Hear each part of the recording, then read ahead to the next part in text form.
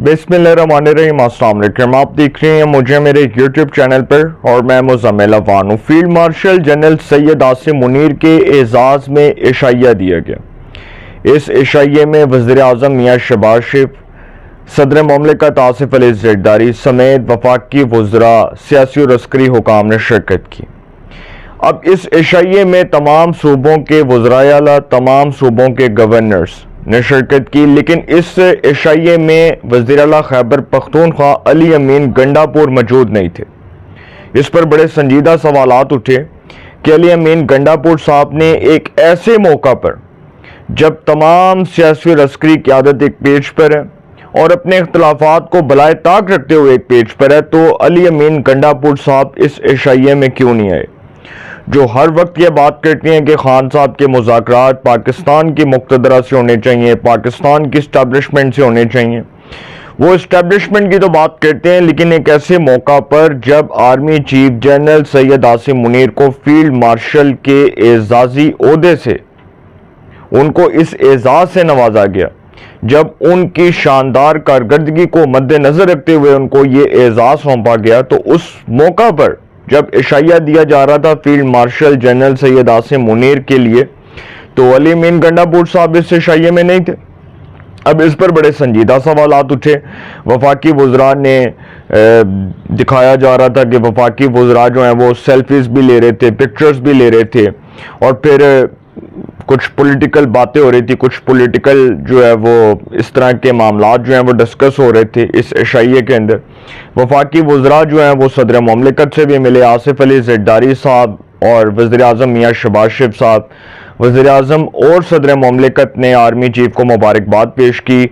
Army chief ने उनका तहे दिल से शुक्रिया अदा किया, बिलखसूस इस कौम का, कि इस कौम का जो मुझ पर एतमाद है वो हमेशा इंशाअल्लाह कायम रहेगा और मैं इस एतमाद को कभी ठेस नहीं पहुंचने दूंगा। ये चीफ ऑफ आर्मी स्टाफ का कहना था। दूसरी खबर जो बड़ी इंपॉर्टेंट है वो 9 मई के 254 मुल्ज़मान से मुतल्लिक है, जिनके खिलाफ इंसदादे दहशत गर्दी की अदालत का एक फैसला है, और जो कोट लखपत जेल में समाअत हुई है 254 मुल्ज़मान के ऊपर फर्द जुर्म आयद कर दी गई है, उनको चार्ज फ्रेम कर दिया गया, उन पर फर्द जुर्म आयद कर दी गई। ये खबर भी मैं आपके सामने रखूंगा। सबसे पहले जो फील्ड मार्शल के एजाज़ में इशाइया है उसमें सदर मुमलिकत, वज़ीर आज़म, वफाकी वज़रात समेत सियासी क़यादत की शिरकत। ISPR के मुताबिक chairman joint chief of staff committee, पाक फ़ज़ाइया और पाक बहरिया के सरबराहान व दीगर सियासी हुकाम भी इशाइये में शरीक हुए।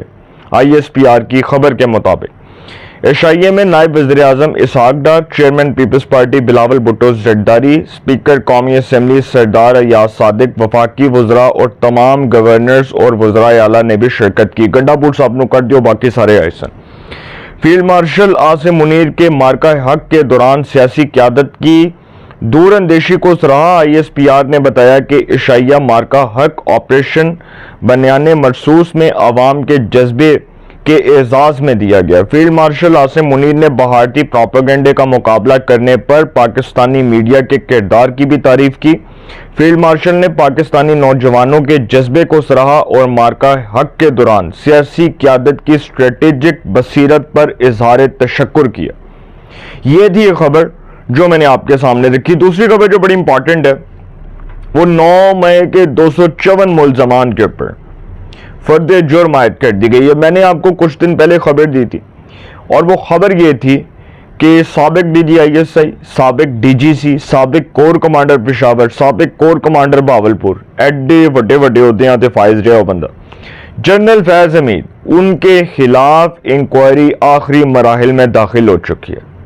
और मैंने आपको जब ये खबर दी थी तो उसके बाद शायद आपने दूसरे साथियों के व्लॉग सुने होंगे, लेकिन मुझे ये खबर जो मिली थी ये बड़े मुस्तनद ज़राए से मिली थी, और इस्लामाबाद में एक हमारे सीनियर रिपोर्टर हैं, उन्होंने हमें ये खबर दी, और ये खबर काउंटर चेक के तौर पर वेरीफाई की गई। डेफिनेटली जब सहाफ़ी को खबर मिलती है तो उसका एक काउंटर चेक होता है, और जो काउंटर चेक होता है उसका मतलब होता है कि खबर को मुकम्मल तौर पर वेरीफाई किया जाए। मुस्तनद ज़राए के वाले से जो खबर मिलती है एक जर्नलिस्ट को, एक सहाफ़ी को, उसका काउंटर चेक होता है। फिर जब वो काउंटर चेक हुआ तो खबर जब मुझ तक पहुंची तो वो खबर मैंने आप तक पहुंचाई कि फैज़ हमीद साहब की جو انکوائری ہے نا وہ آخری مراحل میں داخل ہو چکی ہے. فیض حمید صاحب کے خلاف انکوائری آخری مراحل میں داخل ہو چکی ہے اور کسی بھی وقت, کسی بھی لمحے, کسی بھی ٹائم, کسی بھی جگہ پر فیصلہ آ سکتا ہے. اور سر فیصلہ یہ ہوگا کہ فیض حمید صاحب سمجھ گئے ہوں گے آپ کہ جو جرائم ہیں الیکشنز 2024 سے پہلے کے جو پولیٹیکل انفلوئنس تھا ان کا, نواز شریف اور مریم کو سزائیں دینی 2018 سے شروع ہو جائیں یا 2017 سے شروع ہو جائیں. ویسے 2017 سے شروع ہو جائیں کہ فیض آباد دھرنا ہوا, اس وقت یہ ڈی جی سی ہوا کرتے تھے, اس وقت سے لے کر اب تک 2023 تک آنورڈ جو ان کے معاملات رہے. پھر 2024 کے الیکشنز میں بھی پتہ چلا کہ فیض حمید صاحب کی جو کارستانیاں تھیں. پھر اس کے بعد جس طرح سے الیکشنز کو مینوپولیٹ کیا گیا, الیکشن ریزلٹس کے اوپر بڑے سنگین سوالات اٹھے جو کے پی کے اندر الیکشنز ہوئے. اب اسی طرح جو 9 مئی کے 254 ملزمان ہیں ان کے اندر بڑے اہم رہنما جو ہیں ان کے اوپر بھی چارج فریم ہو گئی, فرد جرم عائد ہو گئی. اور اس کی جو سماعت ہے وہ جناح ہاؤس حملہ کیس میں پی ٹی آئی کے 254 رہنماؤں پر فرد جرم عائد کر دی گئی ہے. جناح ہاؤس حملہ کیس 9 مئی 2023 کو جو ملٹری انسٹالیشنز کے اوپر حملہ ہوا, جو کور کمانڈر ہاؤس کے اوپر حملہ ہوا, جناح ہاؤس کے اوپر حملہ ہوا, آئی ایس آئی کے دفتر کے اوپر حملہ ہوا, افواج پاکستان کی ثانوی حیثیت کو چیلنج کیا گیا. وہ لوگ جو خان صاحب کے ڈائی ہارڈ ورکرز میں آتے ہیں, جو ان کے سپورٹرز میں آتے ہیں, جو ان کی فین فالوئنگ میں آتے ہیں, جو ان کے جلوں میں آتے ہیں, انہوں نے القادر ٹرسٹ کیس میں جو عمران خان صاحب کی پیشی تھی اس کے بعد جو مظاہرے کیے افواج پاکستان کے خلاف نکلے. اور میں حیران ہوں کہ بہت سے لوگوں نے خان صاحب کے پیچھے لگ کر اپنے مستقبل کو تباہ کر لیا. کچھ ایسے سرکاری لوگ تھے جو اچھی اچھی پوسٹوں پر تھے, جو اچھے ڈیزگنیشن پر تھے, اچھے مقام پر, اچھے عہدوں پر تھے, لیکن کیا کیا کہ پروٹیسٹ میں شامل ہوئے, سی سی ٹی ویز میں آئے, دکھایا گیا توڑ پھوڑ کر رہے ہیں, املاک کو نقصان پہنچا رہے ہیں, کور کمانڈر ہاؤس پر, جناح ہاؤس پر حملہ کر رہے ہیں, نوکریوں سے برطرف کر دیا گیا, ڈسمس کر دیا گیا. بہت سے لوگوں کا کیریئر سپائل ہو گیا.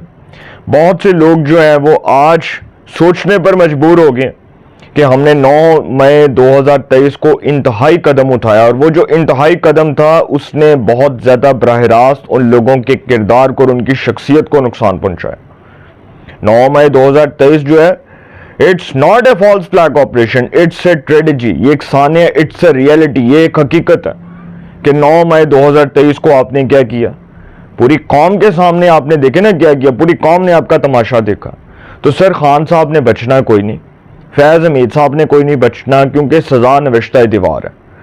یہ جو جناح ہاؤس حملہ کیس ہے, پی ٹی آئی کے 254 جو رہنما ان پر فرد جرم عائد کر دی گئی ہے.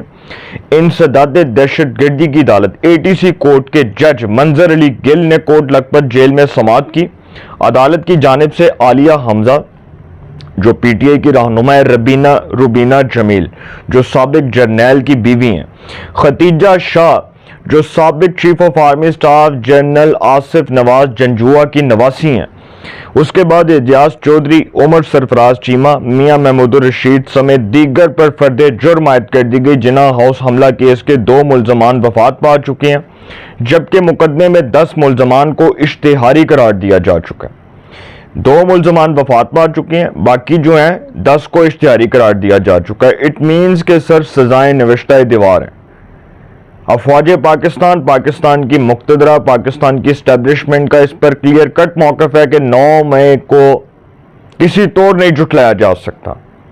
اور پھر ایک اور چیز, جو پی ٹی آئی کے اراکین اسمبلی اس وقت اسمبلیوں کا حصہ ہیں, کوئی پنجاب اسمبلی کا حصہ ہے, کوئی بلوچستان اسمبلی کا, کوئی سندھ اسمبلی کا, کوئی پنجاب اسمبلی کا, کوئی نیشنل اسمبلی کا. ویسے تو بات کی جائے تو پنجاب کے لوگ تھے 9 مئی 2023 میں. تو سر قومی اسمبلی اور صوبائی اسمبلی پنجاب کی اس کی بات کروں تو یہاں سے جو پی ٹی آئی کے لوگ الیکٹ ہوئے ہیں جن پر 9 مئی کے مقدمات ہیں, ان کو بھی سزائیں ہونی ہیں. اگر وہ نااہل ہو گئے تو اٹ مینس کہ پھر بائی الیکشنز ہوں گے, کیونکہ سر جب ان کو سزائیں سنائی جائیں گی تو ڈیفینیٹلی وہ ڈسکوالیفائی ہو جائیں گے. تو یہ جن لوگوں کے نام میں نے آپ کو بتائے ہیں, ختیجہ شاہ, اعجاز چودھری, عمر سرفراز چیمہ، میاں محمود الرشید، عالیہ حمزہ، روبینہ جمیل سمیت اس طرح کے بہت سے ملزمان، ان پر فرد جرم عائد کر دی گئی ہے۔ پھس گئی جاں شکنجے اندر جویں ویلنے وچ گنا، پھس گئی جاں شکنجے اندر جویں ویلنے وچ گنا، رو نو کو ہن روے محمد ہون روے تے منا۔ اپنی رائے کا کمنٹس میں ضرور اظہار کیجئے گا۔ انشاءاللہ ایک نئے سیگمنٹ کے ساتھ پھر ملاقات ہوگی۔ اپنا بہت خیال رکھیے گا۔ اعلیٰ نگہبان۔